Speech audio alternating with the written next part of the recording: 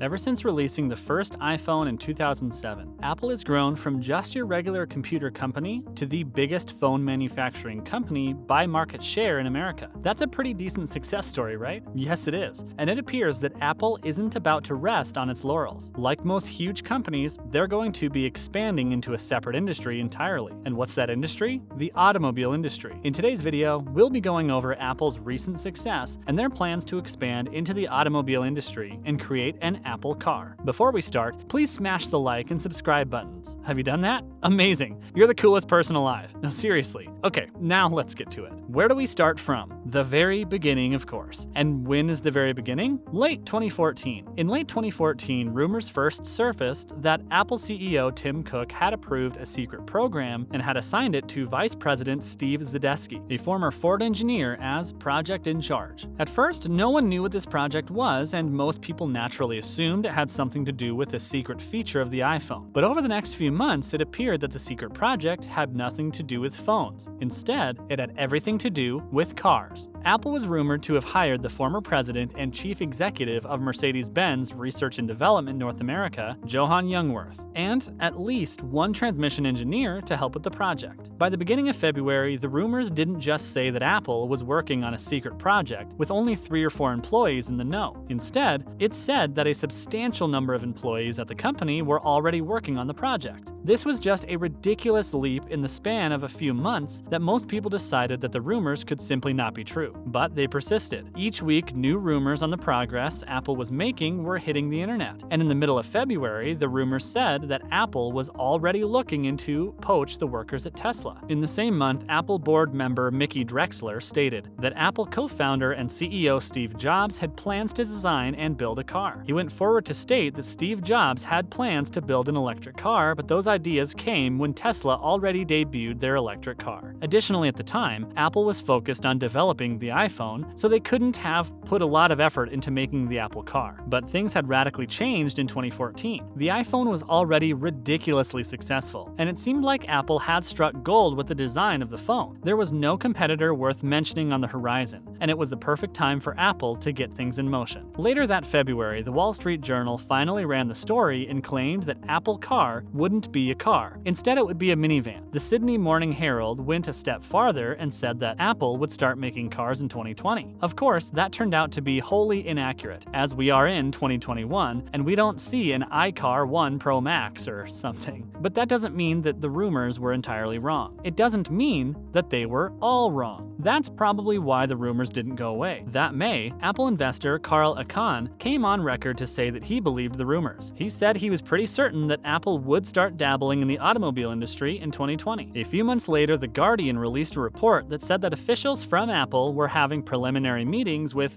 Gomentum Station, a testing ground for connected and autonomous vehicles at the former Concord Naval Weapons Station in Concord, California. The next month, Apple organized meetings with self-driving car experts from the California Department of Motor Vehicles. The same month, Wall Street released yet another story that claimed that Apple was working on developing a battery electric vehicle, initially lacking full autonomous driving capability, with a possible unveiling around 2019. Of course, that hasn't happened yet, and it doesn't seem like it would be anytime soon. But at the time, it was pretty much set in stone. The rumors had persisted, and reliable papers were releasing reports that legitimized the existence of the Apple Car. Combine this with the fact that Tim Cook came out in November of 2020 to say, "It would seem like there will be a massive change in that industry. Massive change." You may not agree with that. That's what I think. We'll see what we do in the future. I do think that the industry is at an inflection point for massive change. That's not all. He said that there was a need for a new kind of car to spark the massive change, and that a new kind of vehicle would be utterly different from the kinds of vehicles people usually used. Does that sound familiar? It should, because that's the same kind of reasoning and desire that created the iPhone. Apple wanted to reinvent the mobile phone, and they made the iPhone. Now, Tim Cook was speaking in the same language that Steve Jobs spoke before Apple made the iPhone, and this made everyone else sit up. He also added that the new car would be more integrated with software, would be electrified, and would most likely be autonomous. In November 2015, former Apple iPod Senior VP Tony Fadell confirmed the earlier reports that Steve Jobs was interested in an Apple car back in 2008, shortly after the original iPhone was introduced.